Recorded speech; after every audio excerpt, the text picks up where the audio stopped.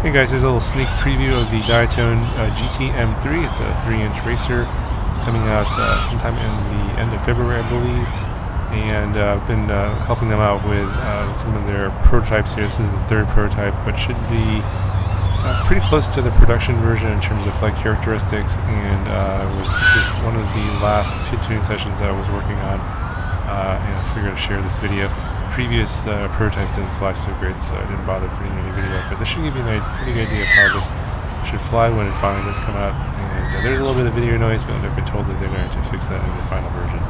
Can you guys enjoy the flight? Let me know if you have any questions, and I'll talk to you guys in the next one.